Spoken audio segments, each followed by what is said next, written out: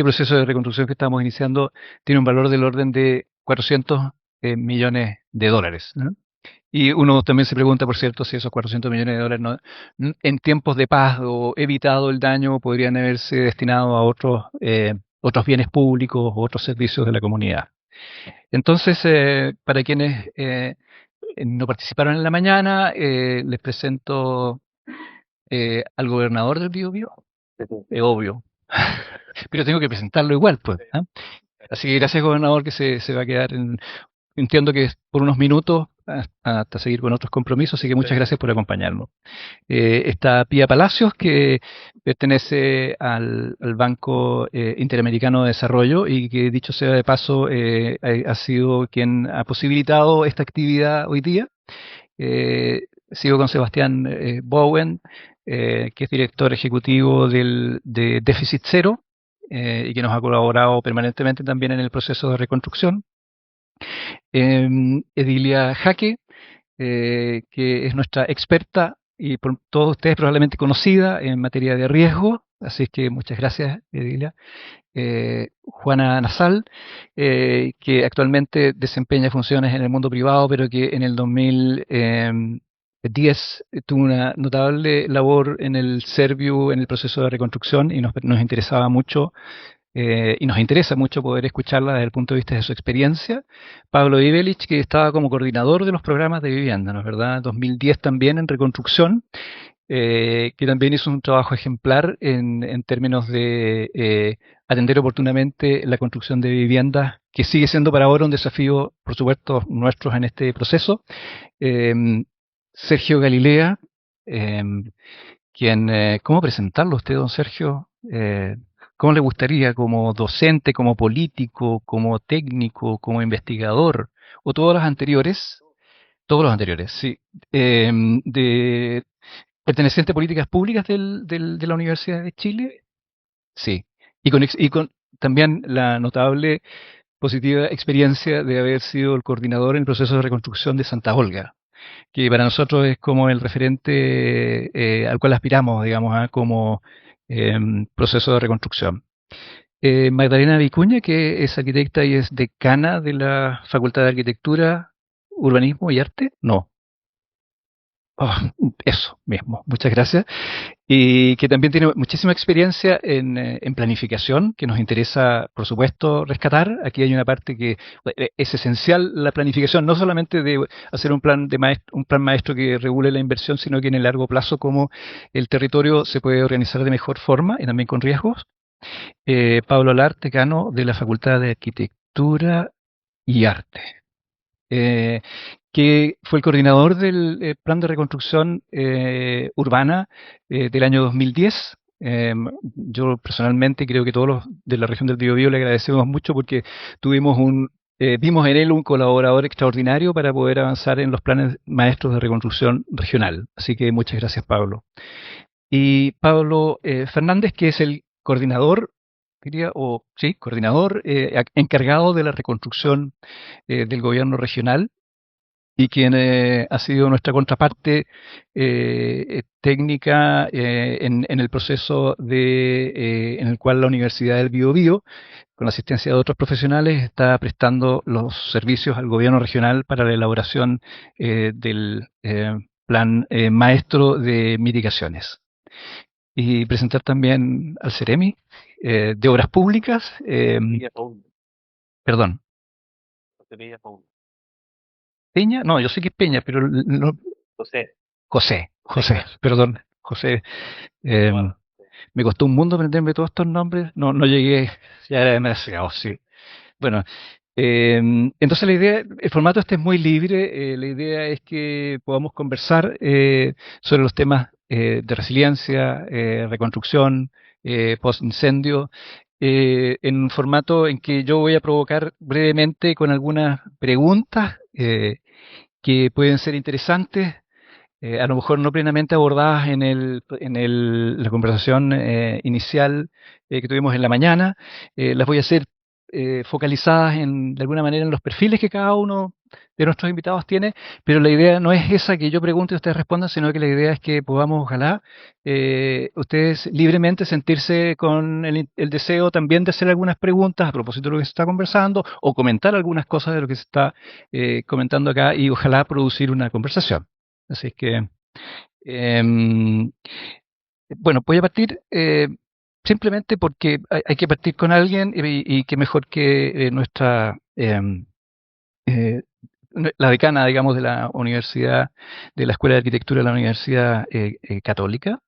Eh, Mira, una de las cosas que preocupa, Magdalena, y que nos interesaría saber tu opinión, es cuál crees tú que en un proceso de este tipo es el mejor instrumento para abordar un proceso de reconstrucción, pensando en instrumentos, más que en procesos, más que en estructuras de organización, en el fondo de instrumentos. O sea, tenemos la pregunta en Chile, instrumentos para producir procesos de reconstrucción porque los planes reguladores sabemos que son un instrumento de regulación en el largo plazo, si es que se cumplen.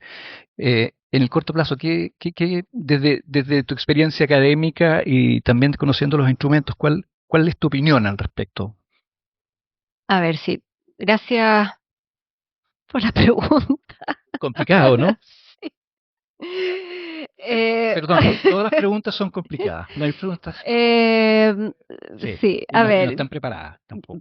sí sabemos que no tenemos planes ad hoc como un instrumento, considerando que Chile es un país en permanente reconstrucción, es bien notable que no contemos con un tipo de plan base sobre el cual trabajar en cada experiencia. O sea, lo que tenemos son experiencias de planes anteriores sobre los cuales vamos trabajando.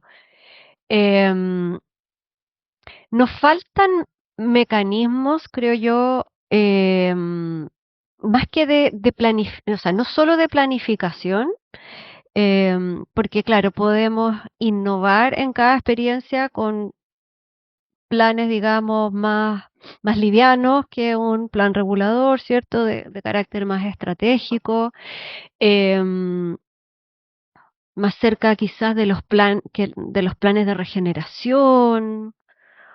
Por ahí podrían ir, ¿cierto? Pero nos faltan mecanismos más ágiles y flexibles, por ejemplo, en todo lo que tiene que ver con la propiedad del suelo, con ajustar la propiedad del suelo, con la capacidad, ¿cierto? Hablábamos en la mañana de expropiar eh,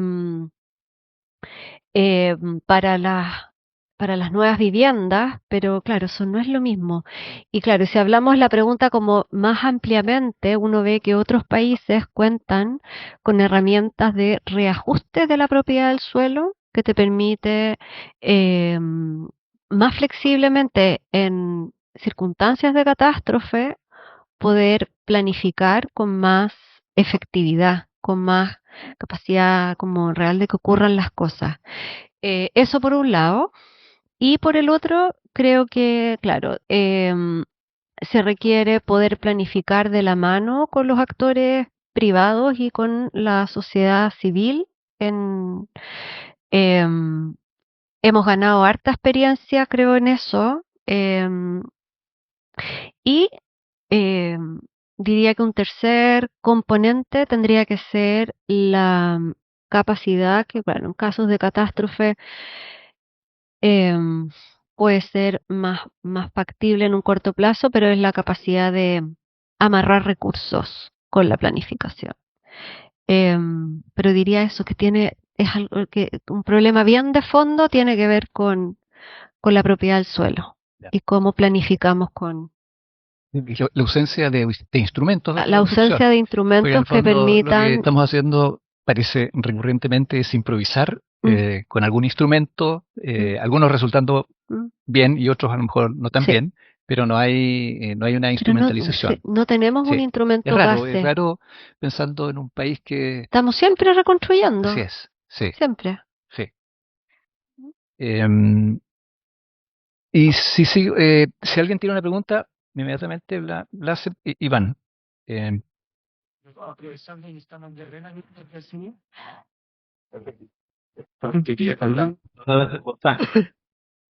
Sí,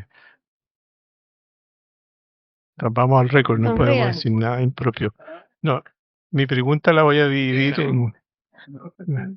mi comentario lo voy a dividir en dos. Primero en ti, Magdalena, porque, bueno, agradecerte tu presencia en primer lugar y decirte que lo que estamos buscando es la forma como tú influiste en la DDU con la distancia de la calle, la altura del edificio, que es la pelea constante que tenemos en Concepción desde que regulamos los 5 pisos que frenó completamente el desarrollo inmobiliario en todo el centro de la ciudad.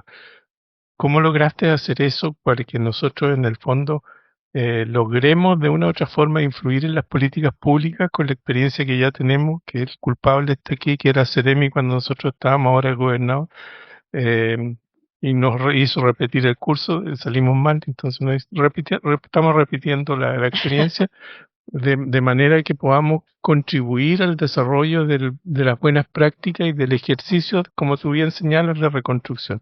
Y la segunda pregunta va a nuestro gobernador en el sentido que, lo ha dicho en otras partes, crisis en China está representado por dos ideogramas, o primero por la urgencia, la emergencia, y el segundo por la oportunidad.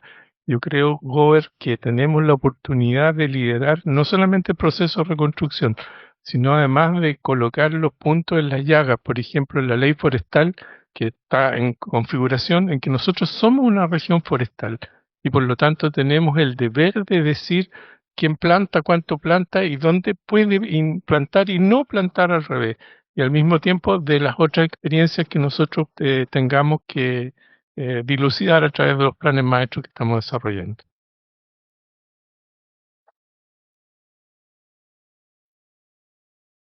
¿Te estoy yo primero? Sí.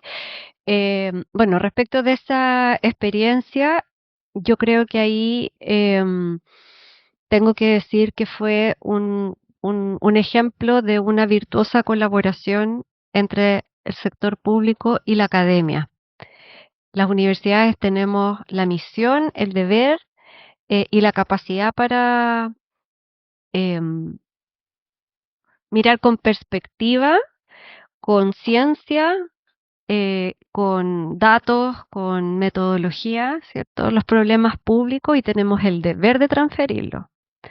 Y creo que el hecho que estemos aquí hoy día en una universidad hablando, ¿cierto? Y reflexionando sobre un plan de reconstrucción con el gobernador y otros representantes del sector público hablan también de esa relación virtuosa que creo que hoy es un deber de las universidades em, hacer este trabajo con el mayor rigor, excelencia y capacidad de innovación posible. Entonces, como, no sé si respondo a tu pregunta, pero tiene un poco que ver, creo, como llevándolo a la situación actual. Nosotros tenemos tiempo para investigar, podemos ver en perspectiva. Muchos de los que estamos acá somos que hay otro decano, un profesor universitario, una profesora. Entonces estamos con gusto acá porque estamos cumpliendo también con nuestro deber. Eso. Gracias, Magdalena. Y a lo mejor al gobernador que fue consultado por Iván, yo quería agregar al gobernador la consulta eh, sobre el desafío de la gobernanza que hay y que tenemos por delante, porque no es la gobernanza, no es que caiga verticalmente, hay que construirla y es una pieza, una condición estratégica para que un proceso de reconstrucción sea exitoso. En la mañana, don Sergio Galilea nos contaba del desafío que hay hoy día por la fragmentación de actores. Ahora, si comparamos con el 2010, hoy día tenemos el delegado presidencial y un gobernador. Antes teníamos solo un intendente o intendenta. Entonces, en el actual escenario, ¿cómo evalúa usted también, adicionándome la consulta de Iván, el desafío de la gobernanza para que resulte? La gran pregunta es si esto estaba coordinado, ¿no? Más o menos, Berisbin sí, pero no tan... y Iván. Oye, yo primero saludar acá llegar la directora de la UH, está José, que es nuestro secretario de Obras Públicas, hay parte del equipo del municipio de Concepción, hay parte del equipo del gobierno regional del Biobío, del municipio de Penco, de la Seremi de Vivienda, agradecerles que estén acá. Yo a ustedes que están sentados acá les agradecí en la mañana su presencia. Y la verdad, yo primero quiero hacerme cargo de una polémica que hoy día está en los medios a propósito de una reunión que tuvieron algunas personas con el ministro de Vivienda ayer en la noche, los parlamentarios. Y yo creo que lo peor que nos puede pasar es que en un proceso de reconstrucción entremos a una discusión de ese calibre. Todos los que están acá han participado en procesos de reconstrucción y en esos procesos lo que menos necesitamos es división o peleas pequeñas. ¿Ah? Lo ideal es conectar con lo que importa, que es un proceso donde hay que recuperar que las familias tengan sus viviendas. Eso es lo primero que yo quisiera decir. Segundo, yo les contaba en la mañana, yo fui Seremi de Desarrollo Social en 2010, me tocó entregar las primeras viviendas de emergencia y en ese tiempo, de haber sido 10 de marzo o 12 de marzo, sábado 12 de marzo. ¿Qué tal? ¿No? Googlear, ¿no? Yo creo que estoy más o menos bien. Y noticia nacional, alcalde de Arauco, Juan Mauricio Alarcón Guzmán, que hoy día de nuevo es alcalde de la comuna, rechaza las viviendas de emergencia que lleva al techo de Chile. Entonces, no sé si salió la primera pregunta, pero hoy día tenemos otro estándar de vivienda de emergencia. Y algo más avanzado, algo más avanzado. Faltan un montón de cosas. ¿Ah? Y yo creo que ahí me cuelgo un poco del tema de la gobernanza, porque si bien es cierto, antes al parecer era más simple, porque había solo un líder, la verdad yo creo que era más complejo, porque teníais solo una voz para discutir con el líder central. ¿Sí? Hoy día tenemos al delegado presidencial que representa al presidente de la República, que ya por su canal formal levanta los temas, y por otro lado tenemos al gobernador que representa la voz de la ciudadanía, porque fue electo para eso. ¿No? Probablemente no tiene la atribución para la conversación técnica o de liderar técnicamente el proceso, pero sí puede levantar la voz porque fue elegido para eso. ¿No? Entonces, nosotros qué tratamos de hacer en este proceso, inmediatamente ocurrido el siniestro, y mientras estaba en desarrollo, los llamamos a ustedes que sabían hacer esta pega. ¿Ah? Y yo nunca voy a esperar que Santiago me venga a decir cómo hacer las cosas, porque en esta región en particular sabemos al menos cómo reconstruirnos. Y en eso yo creo que los gobiernos regionales en general tienen el desafío de liderar estos procesos y hacer que Santiago trabaje para facilitar que estas cosas ocurran, aunque al final del día, en el país que tenemos centralizado, las decisiones igual desde el punto de vista presupuestario se toman en Santiago. ¿No? Entonces necesitamos la complicidad de los ministros, por eso, para bien, digamos, la conversación con el ministro Iván Puig ha sido positiva, la han llevado ustedes de parte del equipo de reconstrucción, y yo agradezco mucho que esté José, porque está representando al ministro de Obras Públicas, que también hemos conversado, y hay la mejor disposición para ese ministerio participar activamente de las cosas que se acuerden de este plan. ¿No?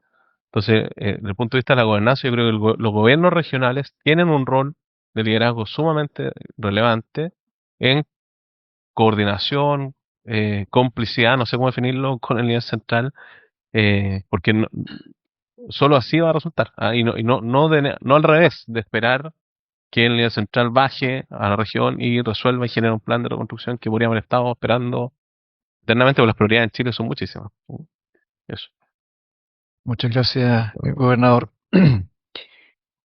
Solo amarrando un poco, Pablo, de lo que decía el gobernador, tú el 2010 tomaste la decisión de dejar a la región que se organizara y organizara, digamos, desde la región la reconstrucción, cosa que no se ha vuelto a repetir en fenómenos posteriores de reconstrucción, porque siempre ha habido, digamos, una mirada más centralizada. ¿Cuál es tu impresión respecto de eso y también ahí asociada a la figura que a veces nos asusta a nosotros, que es el delegado presidencial para la reconstrucción, o estas imposiciones, digamos, desde Santiago hacia las regiones, para nosotros centralista, pero el 2010 tú tomaste la decisión distinta. Quisiera que nos explicaras, digamos, cuál fue tu apuesta que hiciste en eso. Tú no nos conocías a nosotros tampoco, no conocías la región, bueno, conocías el problema, pero fue una decisión bien atípica dentro de la secuencia histórica que había habido en los procesos de reconstrucción. ¿Ah? No sé si eso te hace poner en valor, digamos, la descentralización de los procesos o no. ¿Mm? Bueno, gracias Sergio. La verdad es que fue un trabajo en equipo, en conjunto con no solamente con Pablo Vivelich, sino que también con el subsecretario Jacobelli y la ministra Mate, de que en ese entonces la dispersión y la complejidad del daño era tal que era imposible pretender reconstruir más de 150 ciudades, pueblos, 20.000 asentamientos humanos en 6 regiones, desde Cuatro Paredes en Serrano 14 o Serrano 6 en Santiago. Que claramente nosotros más bien debíamos ser facilitadores y coordinadores. Y por otro lado, también reconocer que la diversidad del daño y la diversidad de las capacidades locales eran muy distintas. O sea, había municipios donde muchos funcionarios municipales habían fallecido, que no ni siquiera había un SECPLA o un director de obra. Eh, Había regiones donde no existía el capital humano para poder delegar completamente los procesos de planificación y reconstrucción. Y sí, obviamente nos dimos cuenta que había un liderazgo local a partir de, en ese entonces, intendenta designada por el presidente, como era la intendenta Maricel Berque, que había articulado un equipo local a partir de la experiencia tuya, Iván, y todo el equipo de reconstrucción, y ya se había movilizado desde las universidades para hacer catastro, hacer una serie de propuestas, y por lo tanto había un capital humano y una capacidad que además fue una innovación muy bonita, y por algo, digamos, terminaste recibiendo tu nombre de ese equipo del Premio Nacional de Urbanismo, porque se genera una instancia en la cual se fusiona un equipo de la Ceremi, del, de la representación de los ministerios con un equipo del gobierno regional para hacer una fuerza de tarea que desarrolla 18 planes maestros. Y tal como decía Magdalena, es impresionante que a 16 años de eso todavía no tengamos, todavía el plan maestro no exista como una herramienta o un instrumento de planificación en todo su potencial. Porque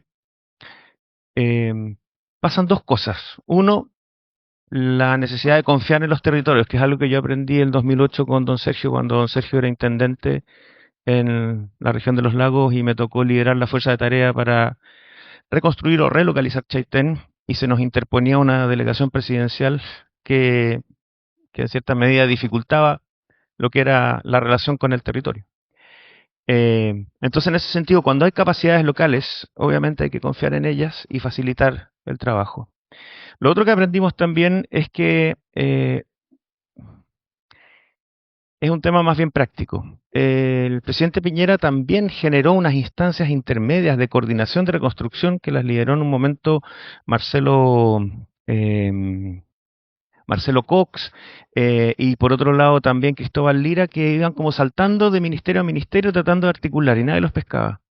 Porque al final el músculo de cómo el Estado resuelve las cosas en el territorio es a través de los ministerios, las secretarías regionales, los servicios, ahí donde se ejecutan las cosas.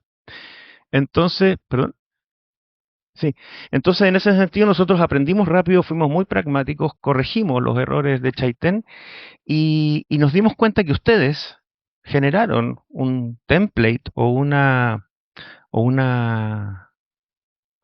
un modelo de reconstrucción que yo celebro que se esté haciendo ahora en versión mejorada, como dice Iván. ¿Por qué? Porque de las cosas que aprendimos, y Valparaíso en el último incendio lo dejó súper claro, es que lo que te mata no es el desastre, es la incertidumbre. Y lo más importante es tener en menos de 90 días un plan. Ese plan se puede corregir, se puede ajustar, pero tiene que haber un plan.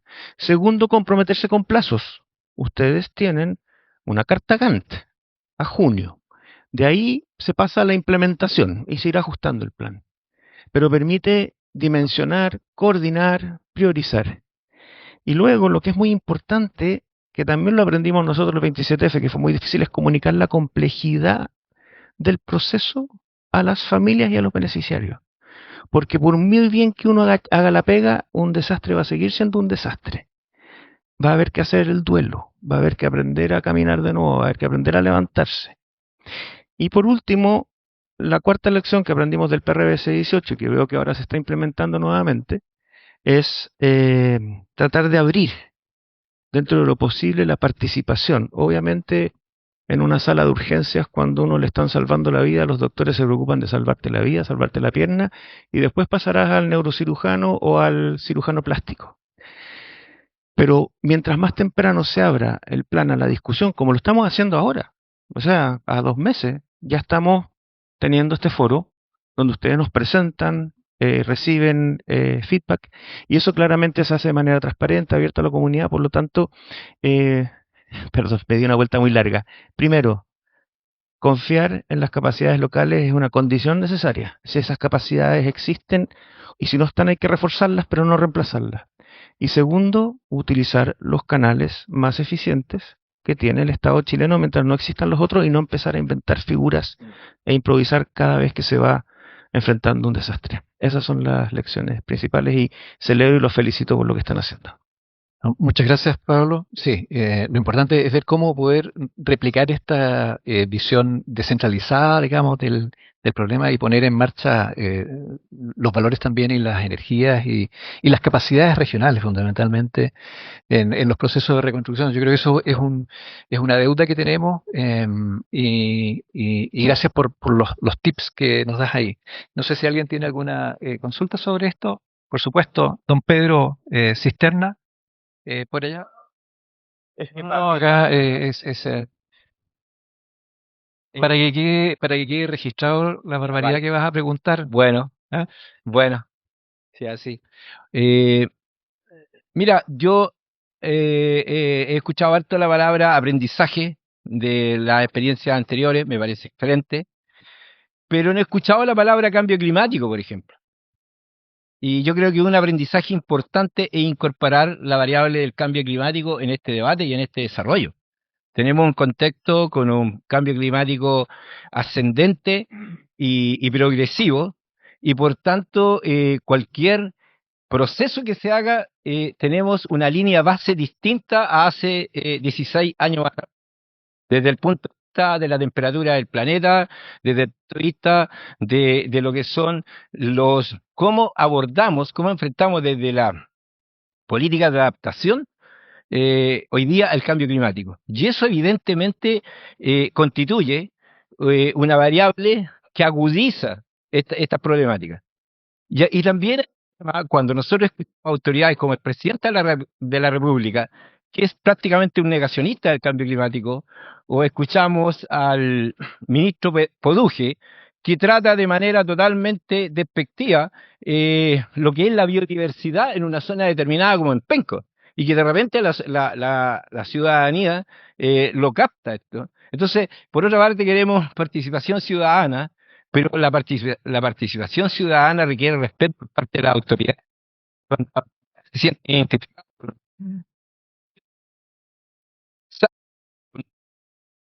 parte del gen de esta región, entonces eso es importante también incorporarlo, porque eh, vacío, que se queda corto. Eso es como una primera cosa. Entonces, y espero que que me sigan invitando a las próximas reuniones, porque en definitiva la discrepancia, el pluralismo es fundamental en los procesos constructivos. Y no necesariamente tenemos que estar de acuerdo con los que controlan hoy día este país, que además son controles por 4 años, espero que así sea por lo demás. Entonces, lo que quisiera plantearle es cómo, en definitiva, nosotros hacemos un abordaje mucho más integral de esta problemática y vamos a temas tan de fondo, tan invasivos como el cambio climático y cómo lo incorporamos desde ya. Y una cosa última, porque esto no es gratis. Hemos estado siempre hablando de que los bosques y la industria forestal, no los bosques, las plantaciones forestales debían estar a 150, 200, 500, hay distintas distancias, pero siguen estando a 4, a 5, a 8 metros. Es tanto el poder de la industria forestal que traspasa todo este discurso de los distintos sectores políticos que coinciden en que es realmente del todo agresivo que las plantaciones estén a 2, 3 metros de la casa, de los ciudadanos, porque yo les digo, me visité todos los incendios. Estuve en Tomé, estuve en Penco, y en todos constaté que las plantaciones están a 2, 3 metros. Y ese es un tema, podemos hacer cualquier construcción. Podemos, sobre todo donde estamos trabajando, que es en Penco, podemos hacer cualquier tipo de arreglo, pero si los bosques siguen al lado de las casas, no tenemos nada, que sea, el riesgo no se minimiza. Don Pedro, cortito porque somos 10 panelistas. Estamos partiendo, recién hemos comentado 2 de los 10, pero el tema del cambio climático ha estado muy presente en el plan que nos presentaron en la discusión de esta mañana. Y después probablemente alguno de los panelistas lo va a tocar.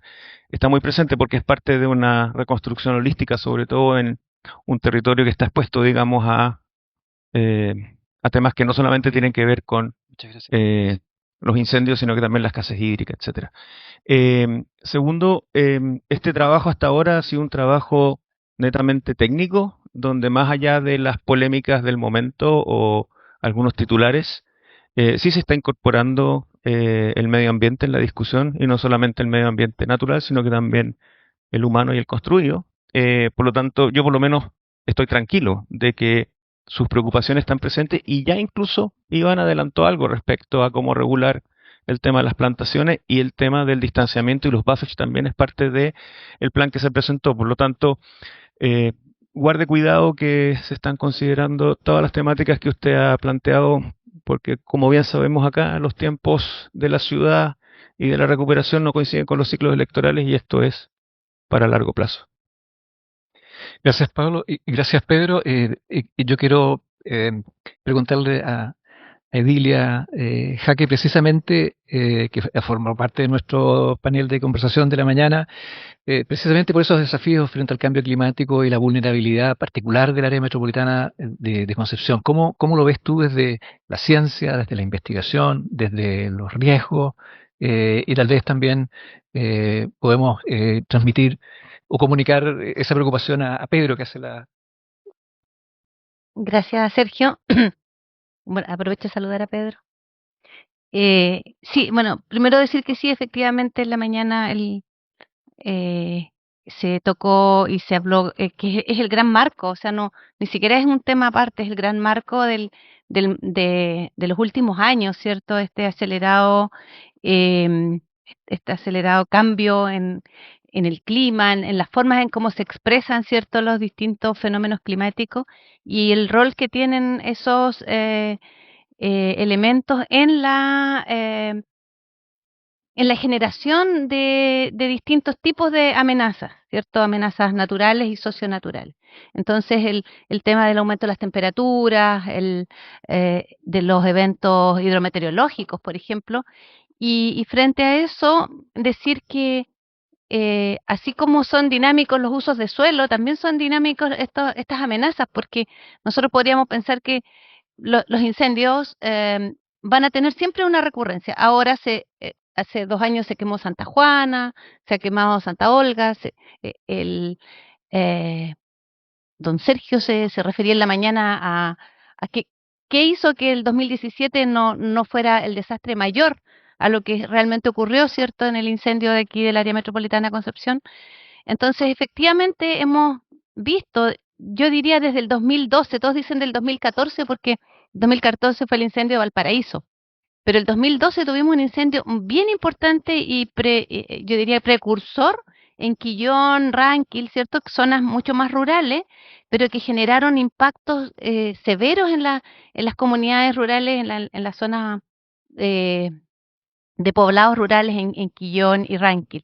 Entonces, desde ahí venimos tocando estos temas nosotros desde la investigación, desde la geografía de los riesgos, ¿cierto? ¿Cómo pensar una forma de habitar en zonas de riesgo, porque habitamos en el riesgo, habitarlas de una manera, de ser menos vulnerable a esas amenazas, es decir, disminuir el riesgo. Y siempre, tristemente, los grandes desastres también constituyen momentos en que se nos puede permitir mejorar, ¿cierto?, las formas de habitar y de reconstruir en condiciones de generar mayor resiliencia o disminuir las vulnerabilidades futuras. Entonces, en ese sentido, lo que se presentaba en la mañana como un plan que integra, ¿cierto?, claramente elementos de la naturaleza en la propuesta, a mí me parece que por ahí va el rumbo. Es decir, siendo conscientes de que vamos a tener temperaturas más altas en verano, que vamos a tener eventos pluviométricos más concentrados en invierno, que allí donde se incendió en enero van a haber aluviones, remociones en masa en junio, julio o cuando llueve 2 días o 3 días consecutivos aquí en el área metropolitana. Entonces, mirar esto, este habitar del área metropolitana desde una perspectiva no solo integradora, así como una palabra que a veces no solemos como fortalecer tanto, entendiendo que así como tenemos multiamenazas, por lo tanto hay multirriesgos, como este plan de construcción, por un lado, permite reconstruir esta zona del área metropolitana, ¿cierto? Concepción, Penco, Lirquén, eh, de una manera de resolver el problema de las personas que perdieron sus casas, pero también en una ciudad, con un desarrollo urbano seguro, es decir, que no se vuelva a quemar esas casas. Y claro, efectivamente, las propuestas que están en la mesa están orientadas a eso. A mí me pareció interesante la propuesta. Me parece interesante incluir, como les decía también en la mañana, otro tipo de amenazas que están directamente relacionadas, como lo que se llama también esto riesgo en cascada, ¿cierto? Uno lleva al otro. Entonces, eh, creo que ya nada puede estar al margen de las dinámicas del cambio climático global y siento que, por otro lado, la región tiene esas expertices para ir respondiendo en este proceso de reconstrucción. Muchas gracias, Edilia.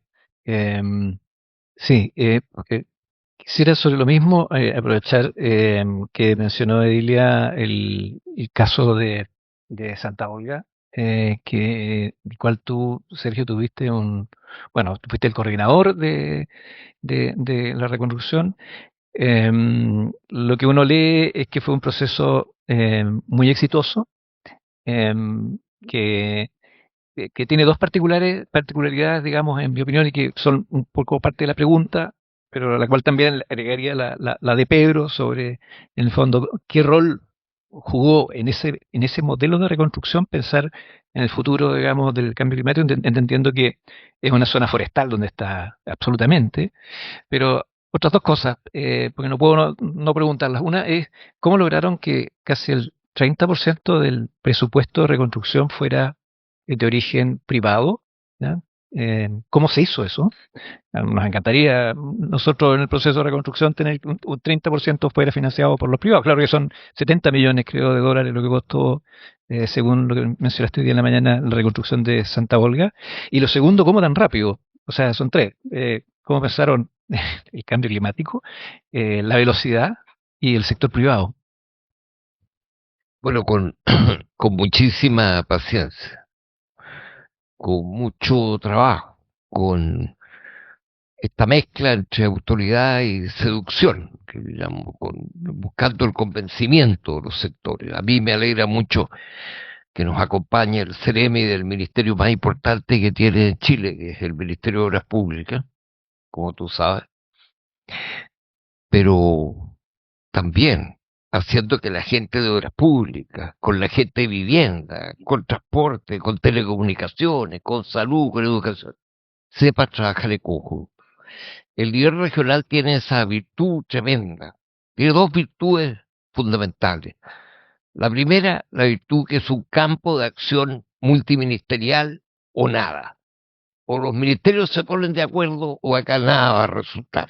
A ese nivel. Entonces, a nivel central, muchas veces hay una discusión y en fin, esa es una necesidad absoluta. Voy a terminar con algo que yo propongo, que es una idea, y alcancé a comentársela al gobernador.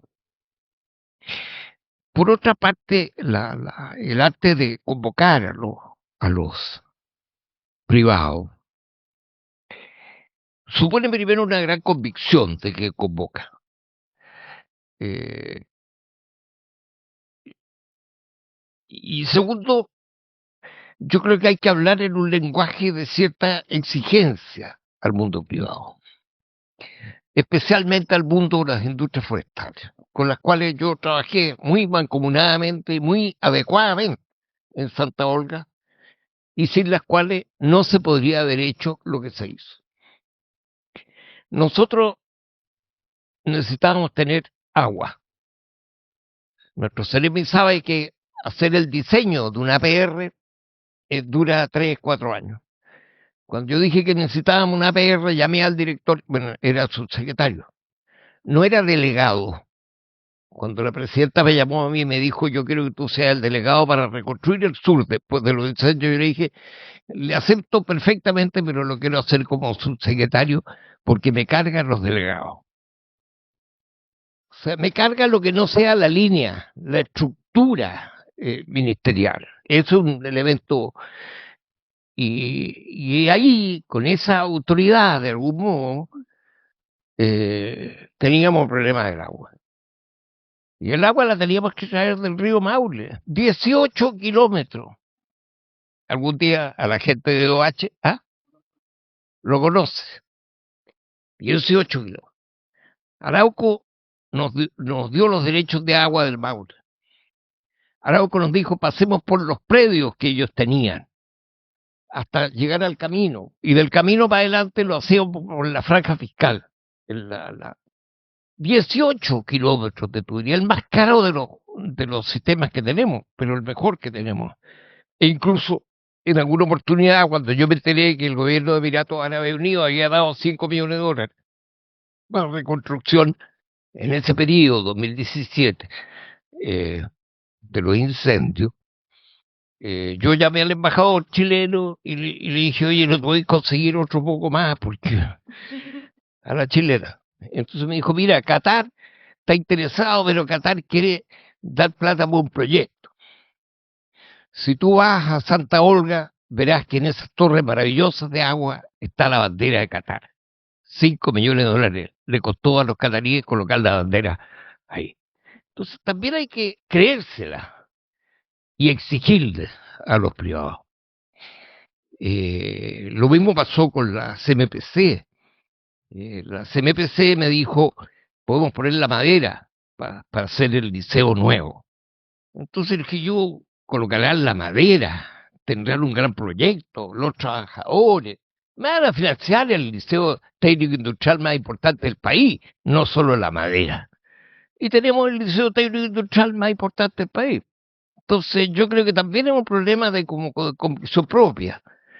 Yo hoy día quedé muy gratamente impresionado del enfoque de Sergio Beriswil, el magallánico, en el sentido de percibir el área del entorno forestal como la raíz del problema. El entender que la naturaleza tiene ciclos que pueden ser coayudados y pueden ser muy importantes para retener, para generar humedades distintas, etcétera. Y habló de un camino y dijo, quizás podría haber una especie de circunvalación, que la lógica es que esa circunvalación marque un límite, que la circunvalación mire solo a las ciudades, no mire para el otro lado, porque si hacemos algo que se expande para el otro lado no tiene sentido. Ese camino, esa trinchera, es un camino que yo creo que es muy importante dentro de la propuesta. Ojalá con la gente del Ministerio, Obras Públicas, quiero decir, y Vialidad, y tú hablas con Huidobro, no sé, pero busca la fórmula, tengamos rápidamente un diseño. Y que el gobernador llame al presidente de la CMPC y al presidente de Arauco y les diga dos cosas. Primero, que requerimos que las técnicas productivas en el entorno, en las cercanías de las ciudades, tengan densidades de plantación bajas y régimen de distanciamiento. Ellos ya lo han hecho, Santa Olga es un tremendo ejemplo de ello. Incluso construyeron un parque que es un amortiguamiento importante de la zona poblada. Y segundo, que aprovechen de financiar el camino mitad y mitad. Como ellos compiten entre sí, van a quedar felices de poner la mitad y la mitad. Serán, en mi opinión, yo a ojo de buen cubero, con 8 millones de dólares hacemos el camino. 4 y 4. También un problema como de iniciativa. ¿Qué pierdes? Que te digan que no, que te digan que más o menos, que te digan, mira, no 4, pero 2. Bueno, todo suma. Eso diga este tipo. El problema yo lo tuve cuando fui a hablar con la ministra de Educación y le dije, CMPC resuelve todo, construye. Bueno, entonces la ministra me miró y me dijo, ¿tú no sabes que es el Ministerio de Educación el que construye establecimientos educacionales en Chile? Entonces yo le dije, no, sí, es de acuerdo a las normas que ustedes digan, etcétera, etcétera, pero lo van a poner todo. Y con un poco, ¿y tú crees que lo van a poner? Con esas dudas se hizo, pero se hizo. Entonces yo creo que es muy importante que ustedes, no puedo terminar mi intervención sin saludar a la gente de Penco, porque no me lo perdonaría, Samuel Garrido, que es el que me ayuda a escribir todos los libros, que es natural de Penco. Por lo tanto, para mí esta región es Penco y otras localidades. ¿Está bien? Yo simplemente quiero decir, tenemos mucho esfuerzo que llevar a cabo, pero ese esfuerzo depende muy fuertemente de nosotros, de nuestras propias convicciones, de nuestra... Por ejemplo, Sergio hoy día nos hizo una intervención con mucho fundamento de por qué. Yo te agrego, Sergio, yo entiendo que este año ha llovido 24% más que el año pasado. Quizás tenemos agua de recarga eventual de los sistemas, podemos ir avanzando, ¿me entiendes? Sería bueno hacer un concurso de proyectos entre tesistas de acá y de esta universidad y del glorioso Campanil, con todo respeto para mi querida Universidad de Concepción, que, bueno, y también otras, para llevar a cabo iniciativas, en memoria de los estudiantes, tesis de los alumnos, ¿me entiendes? Que ahí hay un espacio eventualmente ganable de fuerza regional, en una región que tiene universidades, que tiene fuerza, que tiene convocatoria, que tiene convicción. Y por último, un detalle no menor. A este nivel territorial, de los problemas de los territorios, de los problemas de la reconstrucción, no puede existir gobierno y oposición. No pueden existir el partido político A, el partido político B. El ámbito regional es un ámbito propiciatorio de los acuerdos de gente que piensa distinto y muy legítimamente distinto en una cantidad muy importante de materias. Pero acá tenemos que ponernos de acuerdo. En poner en cintura a las industrias de las forestales tenemos que estar todos de acuerdo. En exigir de inversiones fuertes y ir modificando sus procesos productivos, tenemos que ponernos todos de acuerdo. En hacer las cosas bien, también nos podemos poner de acuerdo. Entonces, desde ese punto de vista, podemos dar un ejemplo hacia el futuro. Así lo hicimos en el caso de Santa Olga. Y yo era de un determinado partido, Alianza Política, el alcalde no podía ser más distinto, era más de derecha que Yacamán. O sea, más. Pero nos pusimos de acuerdo. ¿Me entiendes? Y el día que yo me fui, muchas gracias. Muchas gracias. No solamente por los contenidos, sino también como lo cuenta Sergio, muy, muy entretenido. Nos va a quedar en la memoria de forma imborrable. Y quería aprovechar en ese contexto, Pablo Fernández en este caso, porque tenemos muchos Pablos acá, hay 3. A propósito de lo que decía Sergio, hay que estar bien empoderado y estar dispuesto y ser convincente y poder avanzar para convocar al sector privado. Tú como encargado, digamos, del proceso de reconstrucción desde el gobierno regional, ¿cómo te imaginas, digamos, esa esa operación que hay que hacer para convocar efectivamente al sector privado, las forestales? ¿Ves tú un espacio para que ellos puedan participar? ¿Tienen la percepción de que hay señales de que efectivamente va a haber un aporte desde el mundo privado al proceso de reconstrucción?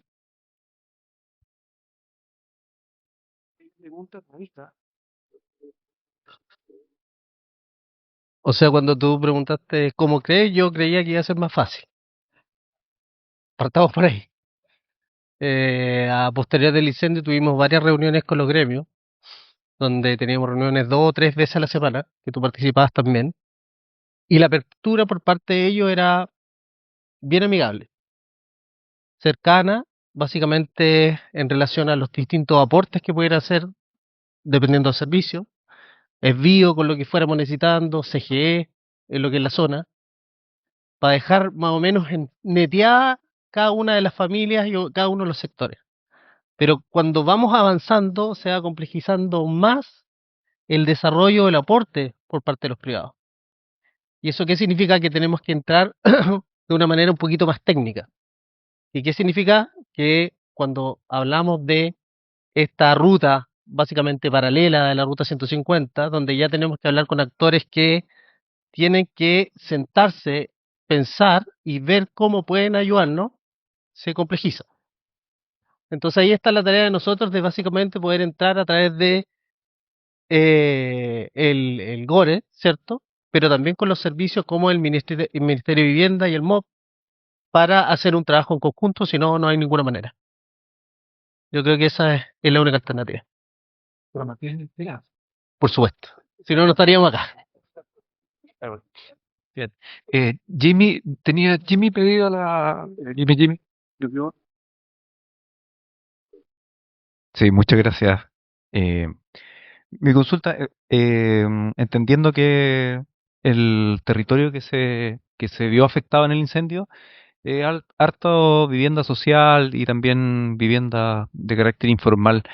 Y en la experiencia que tienen ustedes es ver si ven la posibilidad o la factibilidad de que la reconstrucción de este borde, ¿cierto? Con esta nueva vía planteada, haya una oportunidad como para haber integración socioeconómica, no sé, pensar en algunos proyectos de S19 quizá en estos sectores, o lo ven complejo, lo ven difícil, quizás poco tentador para el mundo privado.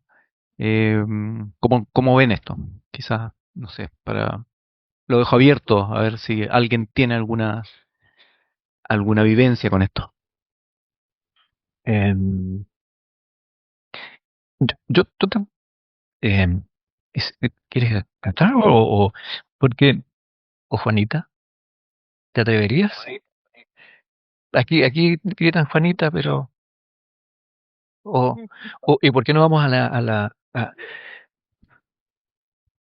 porque ambos ustedes trabajan hoy día en empresas privadas, ¿no? Por eso ahí puede ser interesante el link de lo que estábamos conversando sobre el aporte del mundo privado hacia procesos de reconstrucción. eh, y también lo de Jimmy yo creo que es más interesante todavía en ese sentido, porque yo creo que en el personal creo que esa ruta tiene sentido en la medida de que no solamente integre el territorio, sino que sea una ruta de integración social, que se pueda acceder a suelo para la integración de conjuntos habitacionales. Por lo menos esa es mi expectativa. Independiente que después pueden haber otros comentarios que se van a ir sumando, pero Pablo, el bueno. A ver, yo creo un par de cosas para opinar al respecto. Si una analogía con lo que fue el proceso de reconstrucción del 2010, hay hartas similitudes, ¿no? Una de ellas, por ejemplo, es que nos dimos cuenta de que teníamos un riesgo que existía en el país desde hace mucho tiempo, pero que lo habíamos olvidado, que era los tsunamis. Nos dimos cuenta que teníamos áreas de riesgo y nos dimos cuenta también de que como buenos chilenos, de cara al mar, íbamos a volver a habitar ese espacio y teníamos que hacerlo de manera responsable, había que hacerlo eh, eh, conviviendo con ese riesgo y mitigándolo. Por cierto, que es un poco también lo que aparece hoy día en este proceso de reconstrucción, en donde hoy día, por concepto de cambio climático, lo nombro profeso, para que el profesor no lo escuche, tenemos que ser conscientes de que en zonas de riesgo tenemos que encontrar los mecanismos para seguir habitando.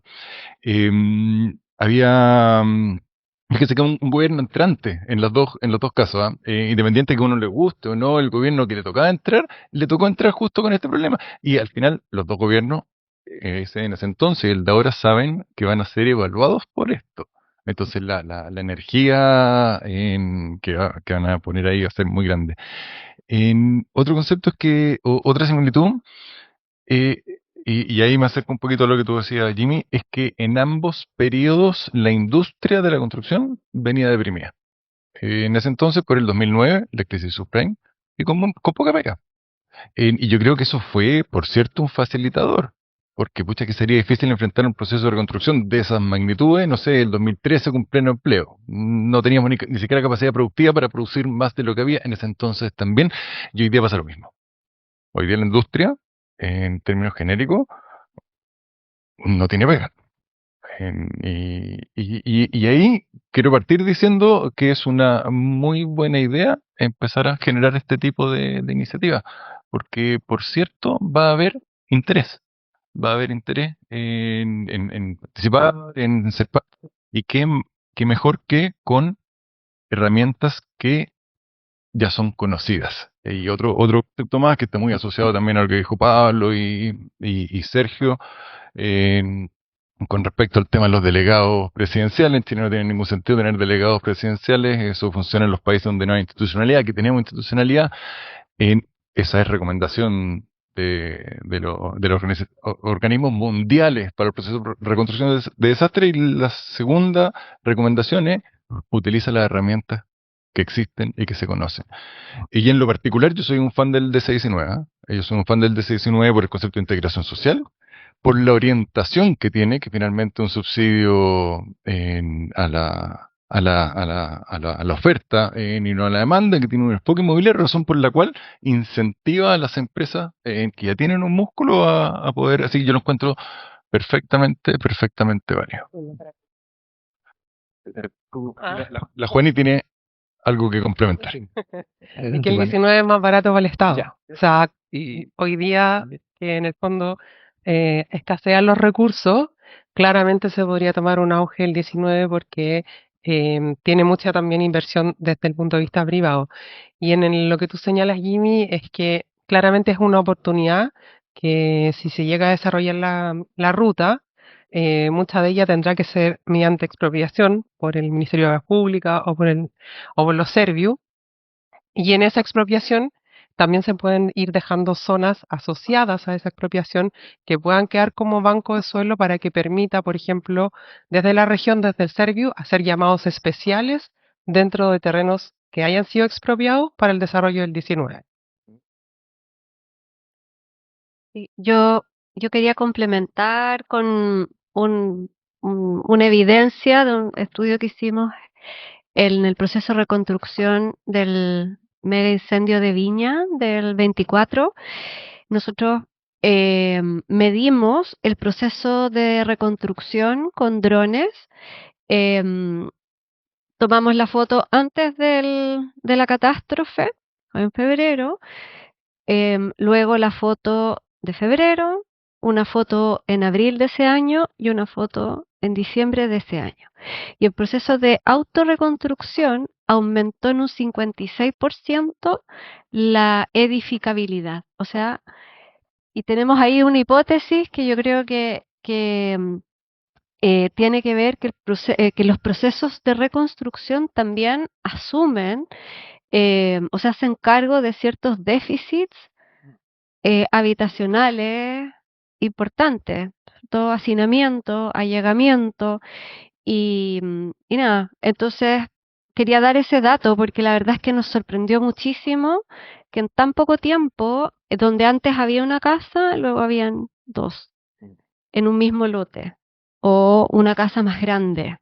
Y eso pensamos que tiene que ver con allegamiento, hacinamiento. Entonces, sin duda, estos procesos de reconstrucción deben asumir también ese déficit presente en las zonas afectadas, que suelen ser las vulnerables. Muy bien.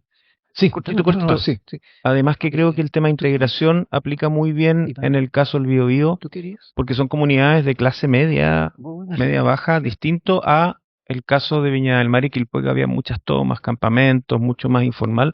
Aquí el DS-19 como subsidio de integración para esas familias que cuando se quema una casa aparecen 2 o 3 familias, sería mucho más apropiado.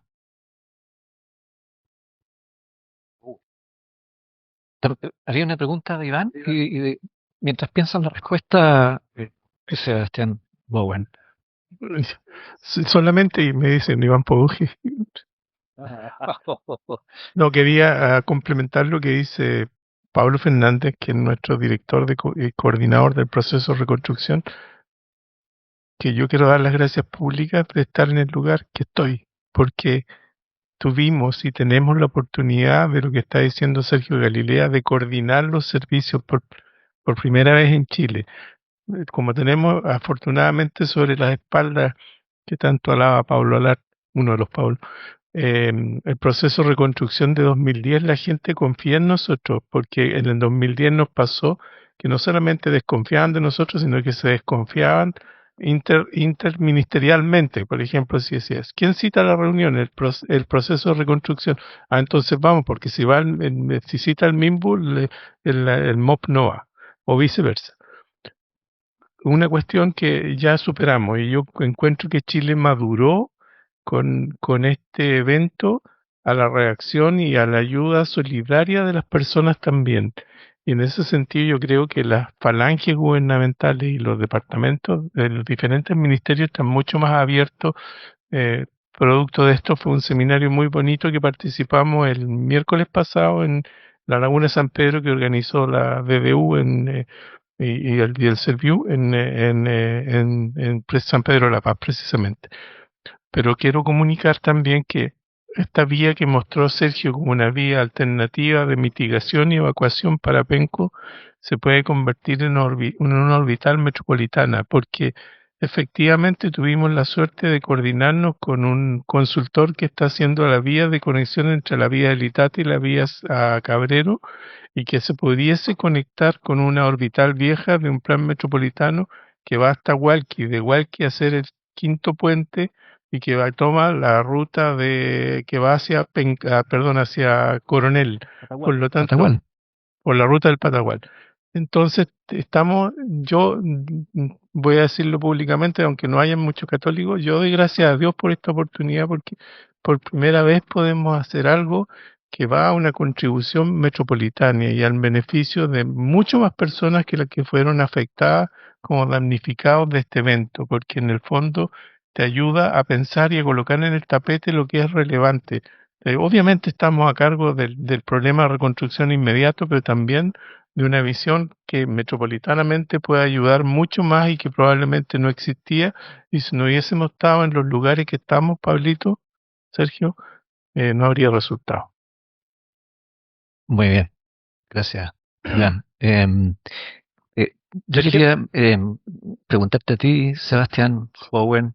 Sí, no, a propósito de este tema que pone Jimmy Ulloa de la oportunidad habitacional, la oportunidad de integración social, la oportunidad, como dice también Magdalena, de resolver parte del déficit. O sea, en las reconstrucciones, yo no me gusta hablar de la palabra oportunidad, de hecho, creo que no son es la peor manera de referirse a un proceso de reconstrucción, porque es una tragedia, lo que lo antecede, pero sí hay que hacerlo bien, y al hacerlo bien tiene ese desafío. ¿Cómo lo ves tú, o tú crees que efectivamente desde los desafíos de la vivienda y sobre todo la integración social, que es un tema que han trabajado mucho, bueno, tu historia en techo, pero también ahora en déficit cero, como uno de los desafíos grandes de las ciudades chilenas? Bueno, yo dije, mira, estuve buscando algo mientras estaban hablando, estaba buscando algo ahí en internet que alguna vez en un encuentro que hicimos justamente en enero lo citábamos, y dije, va a servir para la pregunta que me tiré. Entonces, lo encontré. No, que básicamente es una carta que escribe Gabriel García Márquez hace hartas décadas ya atrás, refiriéndose a Chile, y hay una parte en particular en que se refiere como a nuestra identidad, por decirlo así, asociada a las emergencias, y que tiene vínculo con casi todos los temas que estamos hablando acá. Entonces voy a tratar de... Son 17 páginas, espero que me aguanten. No, voy a leer un párrafo. Dice, Chile es un país angosto. La grandeza del país no se funda en la cantidad de sus virtudes, sino en el tamaño de sus excepciones. Los chilenos, en cierto modo, se parecen mucho al país. Dice que son la gente más simpática del continente, eso es lo que plantea García Márquez ahí. Pero dice, ningún chileno cree que mañana es martes, me dijo alguna vez otro chileno. Y tampoco él lo creía. Sin embargo, aún con esa incredulidad de fondo, o tal vez gracias a ella, los chilenos han conseguido un grado de civilización natural, una madurez política y un nivel de cultura que son sus mejores excepciones. Y antes justamente dice, tiene un promedio de un temblor de tierra cada 2 días y un terremoto devastador cada 3 años. Los geólogos menos apocalípticos consideran que Chile no es un país de tierra firme, sino una cornisa de los Andes en un océano de brumas, y que todo el territorio nacional, con sus praderas de salitre y sus mujeres tiernas, está condenado a desaparecer en un cataclismo. Y por eso es que termina justamente diciendo que los chilenos han conseguido un grado de civilización natural, una madurez política y un nivel de cultura que son sus mejores excepciones, citando justamente a la primera frase que les leí, que la grandeza del país no se funda en la cantidad de sus virtudes, sino en el tamaño de sus excepciones. Eso lo decía justamente García Márquez. Entonces, ¿por qué lo citaba ahora? Porque Chile es un país chico y abatido, básicamente. Entonces, así como menciona los terremotos, ¿cierto? En este caso en particular, los temblores, uno cada 3 días, qué sé yo, un terremoto grande cada 3 años, la, la gracia en el fondo de ser chico y abatido, que me parece importante esas dos palabras, chico, porque hablábamos del cambio climático. Chile probablemente es de los países más vulnerables, ¿verdad?, al cambio climático. Que más le impacta a un cambio climático que es evidentemente global. Y que nos vemos ahí, ¿cierto?, vulnerables frente a eso. Y abatido porque nos abate constantemente la naturaleza mediante las cosas que hemos estado hablando justamente hoy día y todos los riesgos que se han sido mencionados y las amenazas que han sido mencionadas. Entonces surge la pregunta, y en eso quiero diferir respetuosamente porque entiendo perfectamente el fondo que tú dices, Sergio, de no hablarlo como oportunidad, pero si decimos, bueno, pero estamos acá, han pasado más de 200 años y Chile sigue estando acá. Chile no ha sido, digamos, acabado por un cataclismo, por decirlo así, a pesar de que ha tenido varios en el tiempo.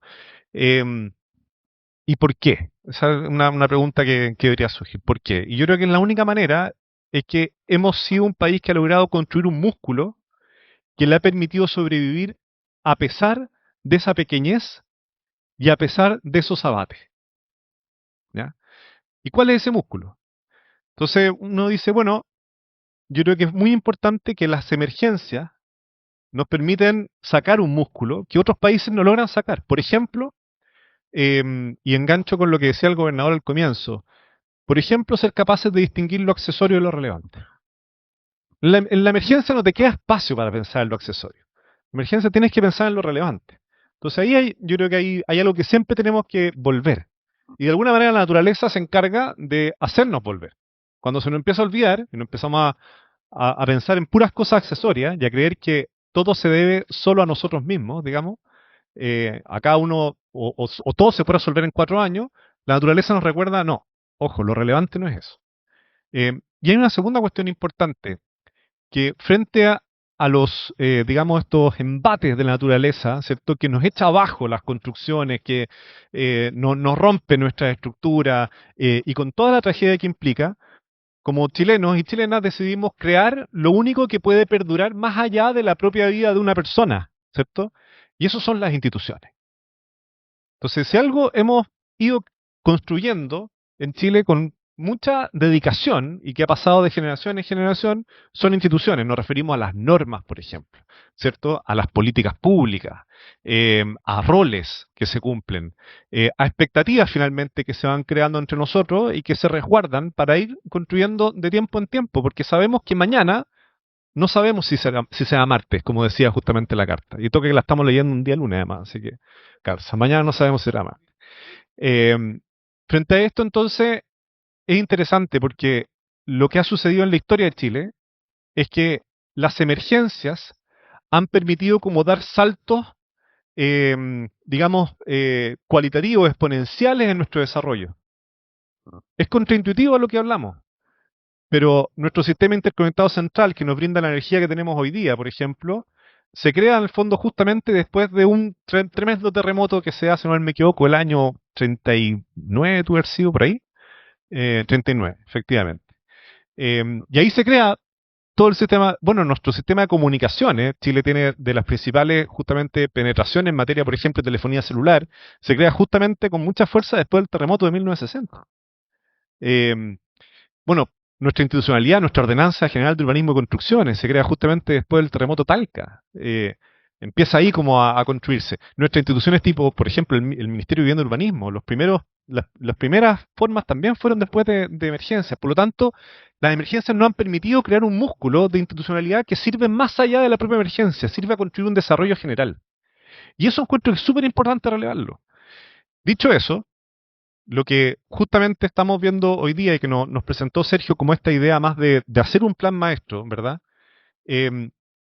Bueno, encuentro que claramente hay una habilidad, una capacidad ahí instalada, ¿cierto? Institucional en las personas, pero personas que participaron justamente en catástrofes anteriores, en procesos de reconstrucción anterior. O sea, hay todo un acervo de conocimiento para hacerlo de manera más expedita ahora. Y la pregunta, por lo tanto, que queda, yo creo que son dos grandes desafíos, además de hacerlo, que es lo más difícil, ¿verdad? Pero, y que de déficit cero lo estamos viendo con atención en función de la pregunta que hacía Sergio. La primera es, bueno, ¿qué cambio puede haber que haga que las próximas emergencias nuestra capacidad de respuesta sea mejor? Y ahí, motivado por el gobernador y por Sergio, nos encomiendan, ¿cierto?, a Déficit Cero una tarea que nosotros vimos cómo hacerla y estamos en ese proceso, que es darnos cuenta en realidad que cada vez que hay una emergencia, Chile tiene que ponerse nuevamente la mano al bolsillo y reconstruir. ¿Ya? Pero si lo único que sabemos es que van a haber nuevas emergencias. Por lo tanto, ¿por qué no, de alguna manera, buscar una política pública que permita antes, ¿cierto?, de que la emergencia suceda, uno ya contar con esos fondos? Y eso funciona en el mundo con sistemas de seguro, ¿verdad? Por lo tanto, puede existir una política pública de seguro habitacional justamente para la vivienda o para otro tipo de cosas, sabiendo que ya vendrán catástrofes, emergencias. Y ahí estamos haciendo un trabajo de estudiar otros países, de ver cómo se puede traer justamente este caso, cosa de ser más resiliente ante esta vulnerabilidad que vamos a tener constantemente. Pero la segunda, que me parece muy interesante, es que si este proceso, este músculo que estamos generando para responder a emergencias, digamos, territoriales específicas, fuéramos capaces de exportarlo para responder a otras emergencias, por ejemplo, la emergencia habitacional. Entonces, ¿no habría una palanca para acortar el camino para enfrentar la emergencia habitacional? Y eso es interesante, porque el plan maestro que se está haciendo y que ha sido la conversación que ha estado durante la mesa, ¿cierto? La idea de no contar con instrumentos idóneos directamente para responder a ellos, sino que crear un plan maestro. La pregunta que yo me hago es si ese plan maestro que se hace en 90 días, rápidamente, ¿cierto?, que involucra elementos habitacionales, pero involucra también elementos de prevención, que involucra elementos de infraestructura, ¿no es algo que podríamos llevarlo y hacerlo también en 90 días, pero en aquellas comunas que podríamos denominar como de emergencia habitacional? Y responder de alguna manera con la misma agilidad, rapidez, ¿cierto?, en ese proceso, y ahí sí, efectivamente, la magnitud aumenta tanto para el tema de los seguros, tanto para producir ciudades integradas o proyectos justamente de integración. Y vemos que nosotros, al menos de Déficit Cero, hemos visto que una de las palancas, en el fondo, para enfrentar la crisis habitacional hoy día es ser capaces de aprender de nuestra respuesta ante las emergencias y llevarla a otras emergencias, en este caso particular, a la emergencia habitacional. Muchas gracias, Sebastián. Buenísima la mirada integral que hiciste al tema y superó todas mis expectativas en la pregunta. Sí. No, Pía, quería preguntarte, sabemos que vamos a enfrentar nuevas emergencias, sabemos que vamos a tener que reconstruir, sabemos que vamos a tener catástrofes urbanas, incendios, el cambio climático lo anuncia y lo está mostrando. ¿Por qué cuesta tanto desde el Banco Mundial, el Banco Interamericano, digo, lo veo yo, a lo mejor estoy equivocado, pero tiene como una mirada un poco más distante, no como nosotros que estamos involucrados en los sistemas, en la red, en la administración, incluso en la academia, ¿ya? ¿Por qué te hace pensar a ti que pueden ser aquellas razones que nos cuesta tanto pensar en invertir en resiliencia, invertir en seguridad, invertir en prevención y actuamos, como dice Sebastián, bueno, en forma reactiva y hemos desarrollado esta musculatura para enfrentar estos riesgos? Que me parece una muy bonita, digamos, analogía, pero desde el punto de vista del banco, o tu personal visión respecto de por qué nos cuesta tanto, digamos, invertir en resiliencia si pareciera ser que es lo más rentable de todo? Hoy día en la mañana, Déficit Cero nos demostraba que del año 2015 a la fecha se han gastado 32.000 millones de dólares, ¿no? ¿Correcto? 32.000 millones de dólares. El número es tan grande que uno varias veces el recorte que quiere hacer Quirós, muchas veces el recorte que quiere hacer. Entonces, ¿por qué no invertir en prevención? Y ahorrarnos esos recursos terribles que nos empobrecen de alguna manera? Bueno, muchas gracias por la pregunta. La verdad es que estando dentro del Banco Interamericano de Desarrollo, tenemos una mirada regional. Sabemos de que hay distintos países que están pasando por lo mismo y por distintas aristas también, pero lo bonito y lo importante es lo que nos enorgullece al ser chilenos, el saber la resiliencia, que la institucionalidad también funciona, a pesar de que uno estando adentro como que mira con desconfianza, como nuevamente hemos empezado un proceso de reconstrucción, etcétera, pero nosotros también exportamos ideas y proyectos que se hacen en Chile y que nos toman como referente. Nosotros tenemos un montón de crítica al sistema habitacional de repente y nos han comentado colegas, nos dicen, no, es que estamos mirando el modelo chileno, porque es el que funciona. Nosotros tenemos problemas habitacionales. Entonces es bonito de repente como pararse y realmente estar acá viendo que primero nos está convocando a todos. Segundo, de que efectivamente podemos sacar lecciones aprendidas porque acá hay muchísima experiencia, sobre todo con reconstrucciones que han sido relativamente recientes. Pero también sabemos de que hay yo diría como 3 distintos aspectos que uno de repente puede comenzar a criticar o que son perfectibles, que el primero tiene que ver como con un sistema presente. Podemos hablar de que tenemos una gestión que está muy fragmentada, pero sabemos también de que con la experiencia que esto efectivamente puede funcionar, se puede comunicar, la gobernanza puede empezar a mejorar. De hecho, el hecho de que dentro de la gobernanza del plan se pusiera al gobierno regional, hablando ya desde la descentralización, tratando de recoger, por ejemplo, la ley, efectivamente la 21074, que faculta mucho más a los gobiernos regionales, ya no está hablando de que hay una gobernanza que es multinivel, que también nos puede utilizar todo lo que tenemos en el territorio, pero también por otro lado tenemos una regulación que es fragmentada. Aquí, sobre todo en áreas metropolitanas, sabemos de que tenemos distintos municipios, que todos tenemos distintos planes reguladores, de que todos tomamos el riesgo de manera distinta, y ahí tenemos otra falencia que probablemente nos pueda servir para posteriormente ajustar. Y por otro lado, lo que conversamos también en la mañana, y que ahí apuntó muy bien Sergio Galilea, hablando acerca de la inversión que está fragmentada. tenemos una inversión que de repente se hace a proyectos específicos, pero no a un conjunto de proyectos, que efectivamente puede generar una sinergia importante para favorecer la resiliencia dentro de las ciudades. Otro aspecto importante es el pasado.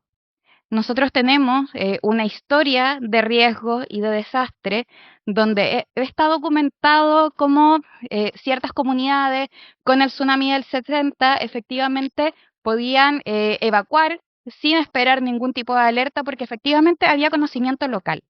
Ahora, ¿cómo recogemos el conocimiento local? Con los gobiernos locales que están aquí también presentes y que este conocimiento local quede institucionalizado. El mismo conocimiento que está en la academia, tenemos que aprovechar los saberes que están dentro del territorio. Y por último también, ligado un poquitito a eso, tenemos todos los instrumentos que pueden ser integrados, pero ahora tenemos instrumentos como completamente desagregados. Estamos hablando, por ejemplo, de los planes de acción comunal de cambio climático, los regionales, los distintos instrumentos de planificación territorial. Eso, ¿cómo los integramos para que esto efectivamente pueda comenzar a funcionar? Sabemos también de que existen un montón de proyecciones de cambio climático. Acá Seba lo decía, somos uno de los países que se va a ver más afectado, sobre todo por el tema hídrico, y también lo hablaba aquí la profesora. Entonces, efectivamente, tenemos todas esas proyecciones para poder adaptarnos. Ahora bien, contamos también con los instrumentos. Falta un poco de coordinación, sentarnos a conversar como lo estamos haciendo ahora y empezar a ser muchísimo más resilientes para el futuro. Muchas gracias, Pía. Bueno, ya estamos pronto a cerrar este conversatorio, pero quiero ofrecer la palabra si alguien quiere hacer una consulta. ¿Sí? Ahí está. Pero es una consulta del plan maestro de reconstrucción. En realidad, si este contempla indicadores medibles en el fondo para poder evaluar la capacidad del territorio, en particular Penco, la resiliencia en realidad. Entonces, no sé si el plan contempla esos indicadores para poder nosotros como municipio poder ir midiendo su capacidad de resiliencia ante estos eventos que son repetitivos. Me encanta responder que sí. Sí, está considerado la elaboración de una cierta cantidad de indicadores, fundamentalmente de resiliencia, para medir obviamente la vulnerabilidad, exposición, la amenaza, que es el riesgo, y ponerlos a disposición del gobierno regional para que lo escale a escala metropolitana. Y nosotros también los necesitamos para poder hacer seguimiento. Nosotros, el plan es terminar el plan maestro a fines de mayo para que podamos hacer el convenio de programación en junio y de ahí hacer un monitoreo hasta fin de año con también indicadores basados fundamentalmente en resiliencia. Pero sí, ahí estamos ya trabajando con integrar las variables que no son fáciles de indicadores de incendio y eso debería estar en el mes 2, es decir, en junio ya disponible. Así es que vamos a estar felices de hacer una entrega oficial de esos indicadores. El tema más importante que nos preocupa no es tener el indicador solamente, sino que crear un modelo para que se pueda recargar y actualizar. Y ahí el gobierno regional tiene la expectativa de que eso quede alojado en el gobierno regional para ser permanentemente retroalimentado, porque un indicador sí, es una fotografía, pero tú sabes que 6 meses o un año después esas variables que tú consideraste tuvieron cambios y por tanto hay que hacer el proceso de actualización. Ese es el desafío grande, pero tu pregunta sí, ¿no? Estamos muy orgullosos de que resulten buenos indicadores y que sirvan para la reconstrucción. Sí. Perdón, después, ya. Gracias. Bueno, nosotros como municipio de Concepción, he estado escuchando lo que han dicho y hace bastante sentido. Toda vez en la prevención. Nosotros el año pasado ya hablamos con Arauco, porque Arauco le vendía los terrenos a los comités de vivienda, pensando ellos que lo hacían para bien de las familias. Obviamente que el negocio de Arauco no es vender terrenos para un comité de vivienda, pero les pedimos que no lo hicieran más. Y eso fue un cambio de política. porque en el sector rural de Concepción son muchos comités de allegados que compran terrenos forestales o a otros privados más grandes y luego hacen un asentamiento nuevo. Entonces, el llamado es por ahí también del conocimiento local, de lo que hablaba, es a la gente, a nuestros vecinos, educarlos más, saber, darle a entender que lo que hacen no es un capricho del Estado decirle que no pueden. Antiguamente, y hemos tenido reuniones con bienes nacionales, era muy fácil regularizar por bienes nacionales. Ahora la Contraloría ya les ha dicho que no, y eso a nosotros nos facilita el trabajo el día de mañana en un incendio, en cualquier otra cosa. Actualmente hay 3 comités que han tenido reuniones con nosotros que ya compraron terrenos en el sector del Pino, por ejemplo, al frente. Lo que se quemó, ellos ya lo habían comprado. Entonces tenemos que detener eso, de una u otra manera. Porque si no, esto va a ser, cada incendio va a ser peor. Y Concepción Rural ha ido creciendo así. Juan Riquelme, que era el peaje antiguo de Concepción, hasta ahí llega el límite urbano. Pero el terreno de atrás, que es Chancosur, también lo compró un comité que venía a la colita de ellos. Más allá, San Jorge, que es la misma, de hecho, el comité se quemó el sector de San Jorge, una parte, y el sector de Lotato, en el Puente 1. El sector de Lotato es el mismo propietario, el comité de allegado San Jorge. O sea, es un modus operandi que se está repitiendo en esta comuna. Así que eso yo creo que la reconstrucción siempre tiene que ir apoyada y así lo he visto, de un acompañamiento a la familia, de educarlos en el sentido de todo lo que implica irse a vivir de manera irregular. Eso, más que nada. Gracias. Muchas gracias por el comentario. Yo no sabía, fíjate, la información que nos estás entregando. A lo mejor, bueno, nosotros estamos divididos por áreas, ¿ah?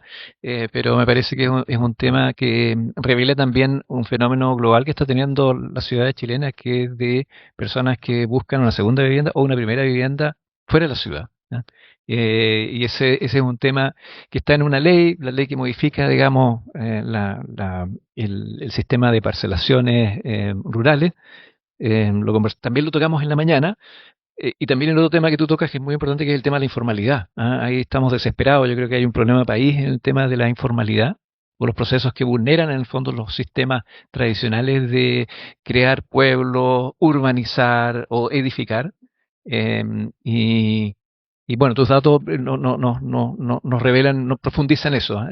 Tenemos la misión un poco también como universidad de proponerle al gobierno regional una propuesta para modificar políticas públicas, ¿ah? Porque hay que mover algunas perillas que no están bien ajustadas hoy día o no están sintonizando en el fondo con lo que está pasando en la ciudad, y creemos que hay que hay que hacer algunos ajustes.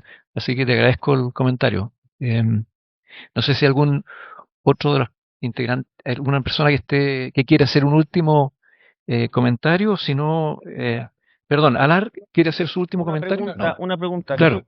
Perdón. Una pregunta que se comentó en la mañana, ahora en la tarde, que el plan más o menos tendría un costo eventual de $400 millones aproximadamente, entre vivienda, infraestructura, Todo, etcétera. claro. Sí. Lamentablemente no está el gobernador acá, tampoco tenemos a la Seremi, pero los recursos están todavía en veremos. Cuánto depende de este proyecto de reconstrucción, cuánto hay comprometido. El ministro Produje ha dicho que el zarpazo del Ministerio de Hacienda anterior equivale a lo que sería, digamos, la reconstrucción. ¿Hay algún riesgo en que eventualmente haya problemas de financiamiento? ¿Ustedes están tranquilos que por el etapamiento y por el compromiso que se ha visto no debería ser un problema? Lo pregunto porque es el elefante, digamos, en la sala, y es si va a haber recursos para el plan o eventualmente va a haber que ir administrándolos de manera más, Sí, yo no sé si cómo decirlo, más dura. Pablo Fernández tiene alguna actualización sobre el tema de recursos, pero yo diría en general, claro, yo creo que los recursos para vivienda no están en riesgo, ¿ah? Porque lo que está haciendo el ministerio es usar los recursos de su propia caja, digamos, ¿ah? Lo que pasa es que eso va a postergar probablemente otras cosas que estaban pensadas plan regular. Pero para bien de este proceso, la vivienda no estaría en juego. Lo que nos puede preocupar es eventuales recortes o estrecheces que impidan mejorar la infraestructura de los barrios, mejorar la conectividad, esta ruta, los parques, sí, los parques también, ¿ah? Y la ruta que tiene un valor que mencionábamos en la mañana del orden de 44.000 millones de pesos, son 44 millones de dólares, ¿ah? En su versión de más alto estándar, porque creemos que también pueden haber versiones más económicas de esa misma ruta, como una buena ruta rural, ¿ah? Forestal, pero de buen acceso, etcétera. Pero yo no sé si, bueno, también ahí están los recursos del gobierno regional, de los municipios, y yo esperaría que aún con el peor de los escenarios, en forma inteligente y eficiente, con nuestros parques en general, lo decía yo en la mañana, no hay que imaginarse un parque Ecuador. Hay que imaginarse un parque rústico, ¿ah? Donde efectivamente los recorridos no sean pavimentados, no necesariamente con iluminación, pero con un acceso que a las 6 de la tarde se cierra y se abre en la mañana, y son efectivamente parques para la naturaleza. Por tanto, apostamos a que vamos a estar muy lejos de un parque que yo encuentro maravilloso, pero el parque Caucari, que costó 22.000 millones de pesos, ¿ah? 22 millones de dólares. Eso de nosotros sería, digamos, un total despropósito, y no quisiéramos acercarnos ni siquiera a la décima parte de esos valores en la construcción de estos parques, porque también apelamos ahí a la posibilidad de acceso al suelo por parte de los privados, ¿ah? De alguna manera pensamos que una de las formas en las cuales los privados participen no necesariamente es a lo mejor poniendo recursos directos para construir una escuela, sino que disponibilizando suelo, ¿ah? Esa es nuestra esperanza, ¿ah? Pero a lo mejor Pablo Fernández tiene más información sobre Sí, o sea, el complementando, presupuesto y... sí, con respecto al presupuesto, bueno, está primero lo que se detalló con respecto al 2% que corresponde a lo que es la emergencia, ¿cierto? Que se distribuyó de forma proporcional con varios índices a las 4 comunas afectadas, pero también está un plan de 35.000 millones, 35.000 millones de pesos, que básicamente es tomar los proyectos que hoy día están con RS, ¿cierto? Que vinculan directamente lo que pueda ser un beneficio a lo que es el proceso de reconstrucción de la zona, como también incentivar a las mismas municipalidades a que vayan desarrollando proyectos que vayan en esta línea. Entonces, los esfuerzos están en desarrollar esa línea y además empezar a complementar con vías alternativas, como por ejemplo lo que mencionaba Sergio, que son los privados. Ver las mismas conversaciones con ellos, ya sea por los terrenos que están asociados o los distintos aportes que se puedan hacer en infraestructura. Es un tema difícil de responder igual, Pablo, porque no tenemos la chequera ni contacto, ¿ah? La ruta es un nivel de camino básico. Sí. Camino básico. Camino básico, sí. Debería darte unos 25.000. Y Ya. ya estamos empezando a... La mitad, claro, sí. Bueno, Y al mismo tiempo, desde el punto de vista del diseño, tú puedes alivianar un poco el trazado. Sí. Porque lo que estamos buscando no es construir algo dentro de la construcción, está construyendo un camino modesto, pero un camino que interesante en la interconexión que tenga hacia su estructura, porque es un camino de entrada y salida, un camino de conectividad con las localidades, que al mismo tiempo tiene una cantidad de otras ventajas, pero es posible. Por eso que el diseño y el diseño de camino básico, para decirle a la gente de realidad, es el tipo de diseño que debe imponerse para ese camino. Sí, para informar, en este minuto hay un consultor que está precisamente desarrollando los dos trazados. Un trazado de camino básico que trata de... Solo si no sobrepasa 25 millones. Bueno, y utilizando obviamente los caminos forestales preferentemente, y otro de más alto estándar que probablemente va a ser más de 25.000 millones, pensando en una ruta, claro, pero lo importante es tener lo antes posible accesibilidad. Y eso en forma de una ruta básica o en forma de un camino rural habilitado, de buen estándar, e ir progresivamente en el tiempo elevando su condición. Así que tenemos hay un plan A y un plan B, dependiendo de la disponibilidad de recursos. Ahora, hay otra alternativa que, bueno, nadie la puede descartar, es que sea una ampliación de concesión. Por las rutas que ya están operando bajo ese régimen, pero eso ya es un tema que se discute a otro nivel. Nosotros no tenemos ahí casi nada que poder decir. Puede ser, claro. O aumentar los años de concesión. Igual, quizás. Sí, exactamente. Pero bueno, estamos en la hora comprometida, que era 5 de la tarde poder terminar. Yo les agradezco a quienes hoy día nos acompañaron, hicieron las preguntas. Dejar los invitados y a poder conocer los avances del plan, tratar de que este plan efectivamente, porque hay muchos de los presentes que tienen posiciones muy relevantes en la institucionalidad que va a ser necesaria para poder implementar este plan. Así que encantados de poder sumarlos al proceso. Vamos a ir probablemente teniendo reuniones con cada uno, con muchos de ustedes en el proceso que resta. Y bueno, no por último, pero lo más importante, agradecerle a cada uno de ustedes que dejaron sus actividades regulares, sus familias, se vinieron muy temprano. El avión, ¿a qué hora partió, Magdalena? Hoy día, a las 7. No quiero ni preguntar a qué hora se levantaron. Ya. Y de verdad que estamos infinitamente agradecidos por todos los aportes realizados en el taller de la mañana, y también por haber extendido su tiempo y sus energías y aportar con sus opiniones en este conversatorio. Así que quiero pedirles un fuerte aplauso para todos que participaron.